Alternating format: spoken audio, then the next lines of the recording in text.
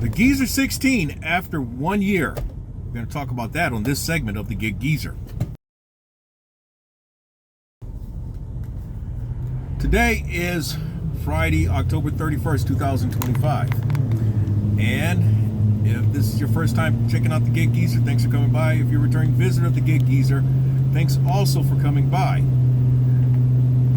I'm doing this segment of the Get Geezer because I think it's fair to divulge a little bit of information. I've talked about box truck ownership and operation at various points over the past year, but this is a little more comprehensive.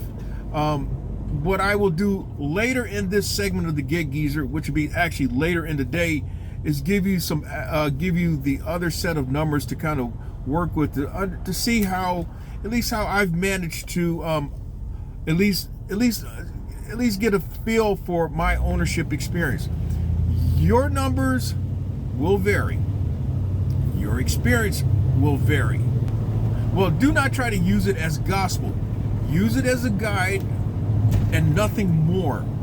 To say anything else as far as specific and precise numbers, I don't think that's a good way of going about doing things. So I'm actually on the way back to the Geezer compound.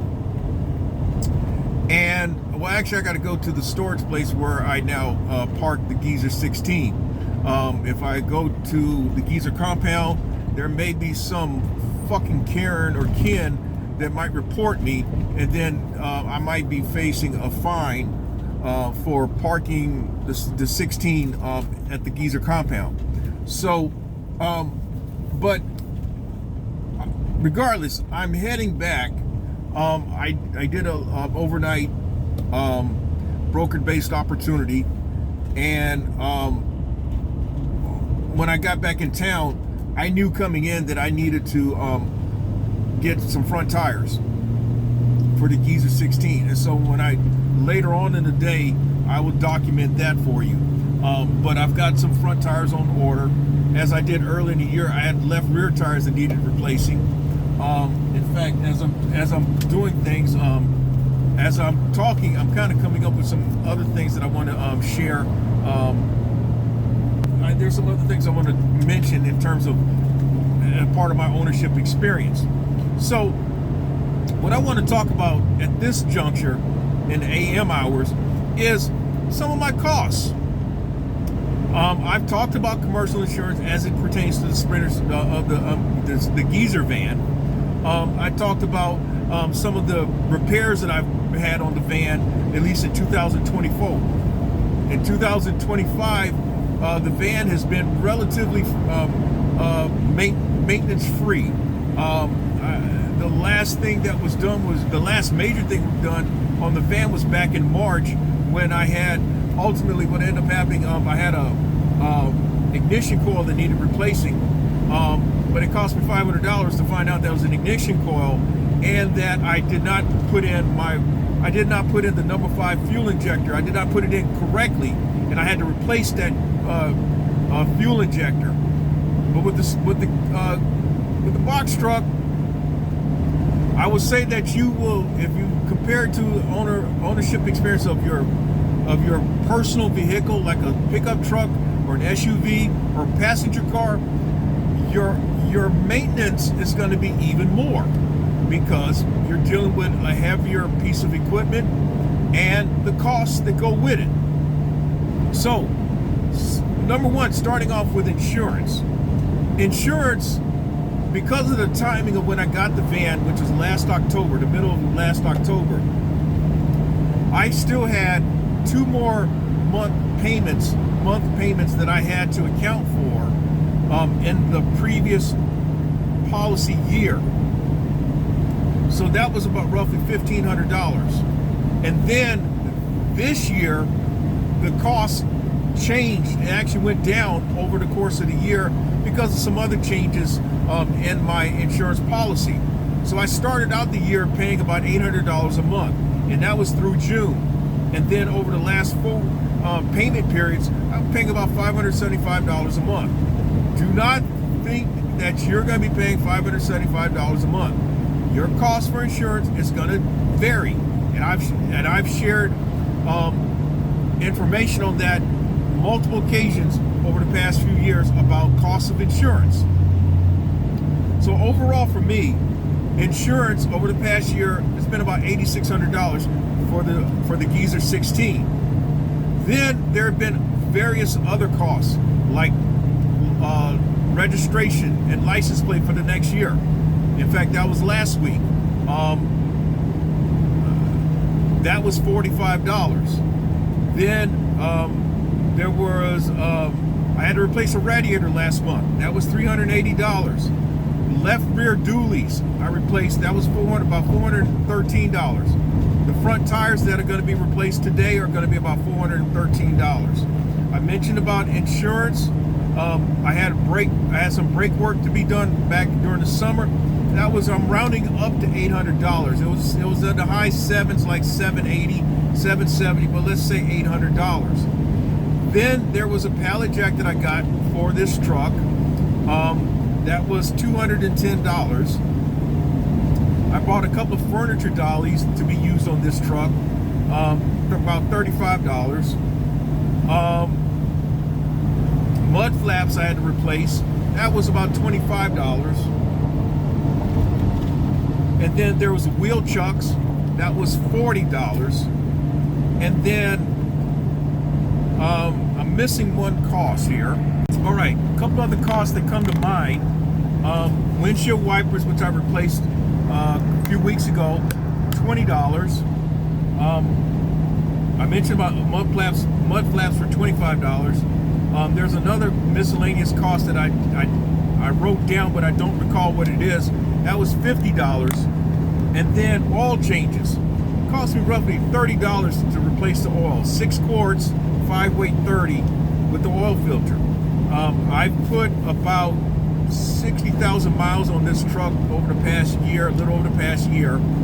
And so let's presume that every 5,000 miles, 5,000 to 6,000 miles. So we're talking about as many as 12 oil changes at $30. So we say that I've spent about $400 as it relates to oil changes. So those are kind of a pretty good picture of some operational costs that have been associated with the box truck. So then if we add that all together, we're talking about 50, 430,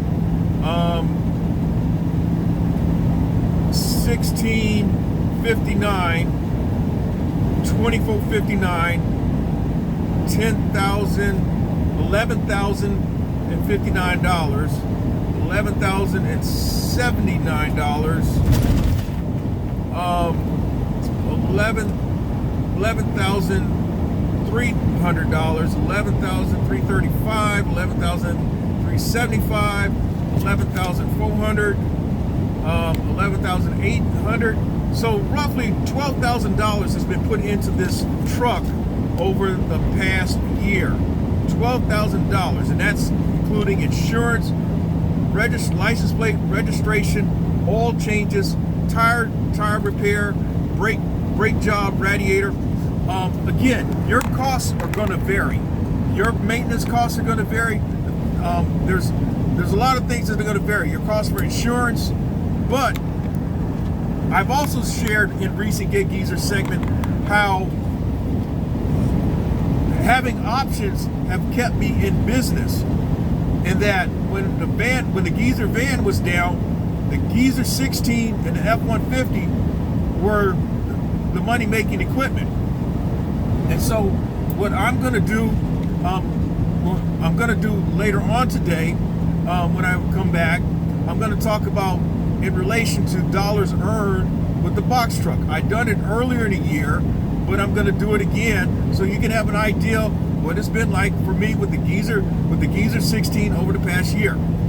So, at this juncture, if you like the content that's been provided in this segment or in any other segment, hit that subscribe button, give my content a thumbs up, share my content among others, and I definitely welcome your comments in the section below. And if you don't like the content that's been provided in this segment or in any other segment, well, you can unsubscribe or you can give me a thumbs down. All right, now this is kind of an addendum. All right, so I came up to about $12,400, but now I'm in the van because I've just dropped off the Geezer 16, and so my drive to the Geezer my drive over to the Geezer compound from here is roughly 10 minutes tops. So that gives me enough time to really give a better explanation of things with costs. Now, there are a couple other things that I forgot to mention in terms of costs over the past year. I mentioned right at about 12,000, but we gotta add a couple more things on here. The miscellaneous thing that I mentioned for $50 was an inspection from last year. I still got to do an inspection this year. I don't know how much the cost for the inspection is going to be for 2025, so I got to allow for that. I also forgot 2 batteries. The first battery was to replace one that needed to be replaced, and then just last week I had to replace a battery that some person felt that they needed more than I did. So so we're talking roughly $415 in batteries, and then there's the cost of a security cable to secure my battery, and that's another $25. So altogether, we're looking at outside of another inspection, but I'm going to factor in that cost. We're looking at in the neighborhood, here's the other thing. I've not mentioned about gas, because when I consider cost of gas, I got to also include the other vehicles that are used in my delivery and transport operation. That would be cost for if I use the F-150 or the Geezer van. So what I will say is that gas is my number one expense in my delivery and transport operation, and so the costs that I'm giving you, or the numbers that I'm giving you, are everything outside of gas for the Geezer 16. And the other thing is that I would have to go back through a year's worth of opportunities, and I don't fucking feel like it. So this is still it should give you a good idea of what it's cost for me to operate this vehicle. So altogether, we're looking at somewhere in the neighborhood of $12,600, and I'll go as far as to say $12,750. In fact, I'll go with $12,750, even though I think that's a couple $100 more than what it should be. So when we resume the conversation, it'll be from the tire shop, or the shop where I've also had other work done on my van. In fact, I had front end work done at the shop at this location. I had rear tires replaced earlier this year from that location, and then we'll finish this conversation probably over at the place where the van will be inspected. So again, if you like the content that's been provided in this segment or in any other segment, hit that subscribe button, give my content a thumbs up, share my content among others, and I definitely welcome your comments in the section below. If you don't like the content that's been provided in this segment or in any other segment, you can always unsubscribe, or you can give it a thumbs down. I'm checking back in with you hours later, and as you can tell, the sun is setting and all. I'm actually now going to the 4th place in which I have tried to rectify something stemming from my inspection. We get all the way to the end of the inspection, and the guy pulls me off, calls me over to the truck, and he pointed out to me what I actually took this line. I took it off. He says that you would actually fail DOT inspection because of this line. This, what you would say, is very inexpensive and insignificant, but with DOT, as I mentioned earlier about having replaced a couple of marker lights on the box truck, and most recently this week I replaced a marker light. It's things like that that DOT looks for. And so if there's something that's supposed to be connected up to the vehicle, that's what they're looking for. And if it's not and it's dangling, you will fail the inspection.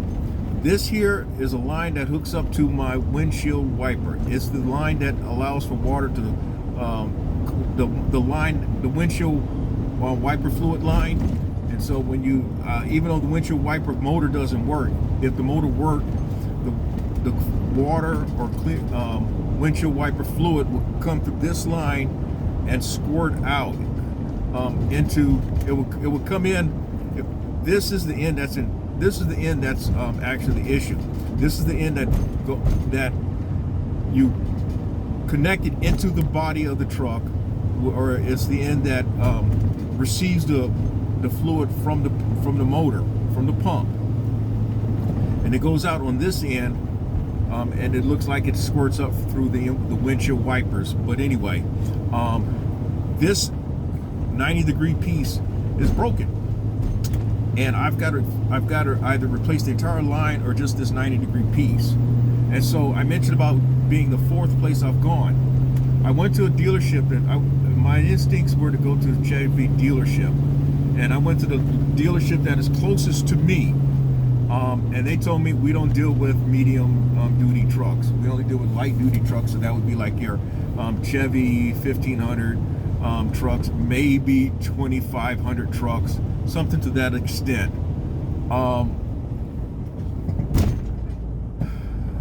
So he says, go to the dealership that's in Irmo, because they deal with medium duty trucks and maybe even heavy duty trucks. I arrived there, they closed at 6 o'clock. I arrived there at 5:35, and they told me, yeah, you're in the right building, but the guy who actually is the parts person, he's over in the other building behind the showroom, and he would be able to help you. So that's my third stop, right?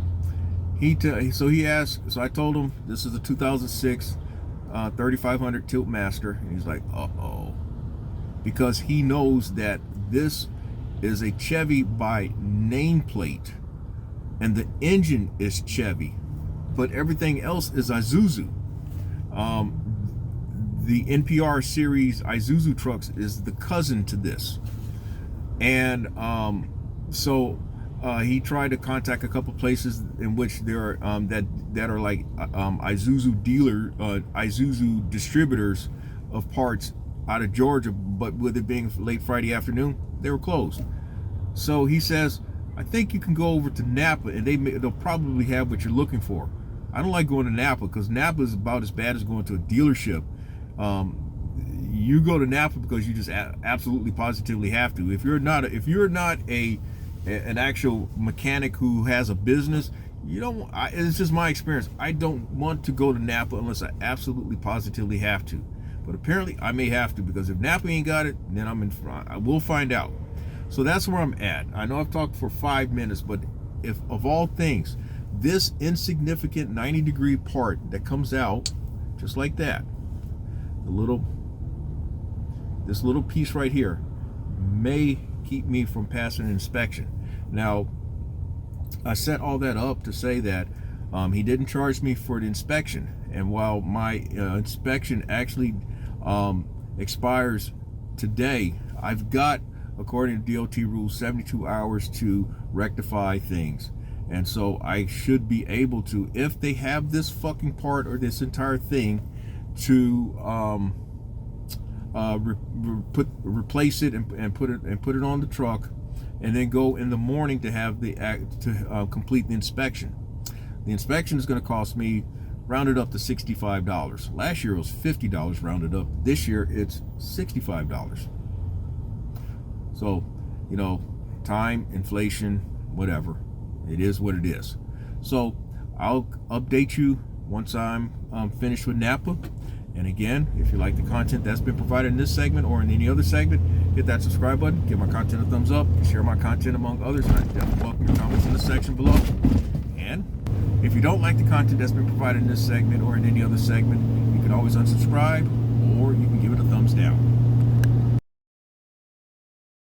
All right, I am resuming this conversation. Actually parked adjacent to me is the Geezer van, because I'm over here at my parking space. And so roughly 25-30 minutes ago, I finished getting the Geezer 16 inspection which is good for the next 12 months. That's really the last order of business for all intents and purposes of this year for administrative things that involve my delivery and transport operations. Come December, well, actually come January, I'll have my commercial insurance renewal come up, and then I'll also have to pay for license plate and registration of the Geezer van, and at some point early next year, I'll be replacing the right rear dualies here in the Geezer 16, and at some point next year, I'll be looking at probably brakes for the truck and as a whole. Have somebody to look at the brakes just to be sure the brake system is good. Now, what I want to do at this juncture is just go over some other numbers in relation to the operation costs. And these numbers are probably what people are curious about as well. Since the middle of October, I have earned in the operation of the Geezer 16 just over $77,500. If I were to include the cost, the purchase price of the Geezer 16 and all the costs involved with registration and tax on the Geezer 16 last year, we come up to right at about $20,000. That would be the total investment of the box truck portion of my delivery and transport business. I mentioned about the operational costs being $12,750, right at about $12,750. So I have, since October of last year, middle of October last year, I have seen nearly a 4-to-1 return on investment. In terms of dollars earned this year operating the Geezer 16, I have earned just over $67,200. And so that comes out to, let's just use a round number at about 60% of the total revenue of my delivery and transport operations. So the Geezer 16 has been a very viable part of things. As I mentioned, it kept me in business early this year when I did not have use of the Geezer van. So while I'm at it, the solution to my passing an inspection, where I pointed out, I went into great detail showing the windshield wiper pump line. The solution was a $10 investment. It probably costs less, but a $10 investment of some super glue.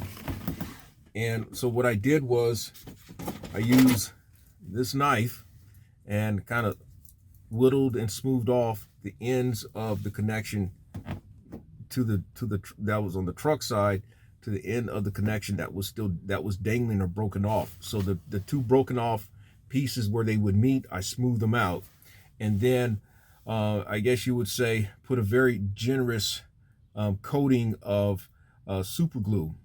And what helped in the curing process, and what actually accelerated the curing process, was my driving back from the Napa parts store about 30 minutes away, back over here to the parking space. Because by the time I got back to the parking space yesterday evening, it was pretty solid. It was pretty well solidly set in. So with what I did, and you look at on the inset with the appearance thereof, it looked like there was this pretty solid fusioning of the two ends to where they're flush like that.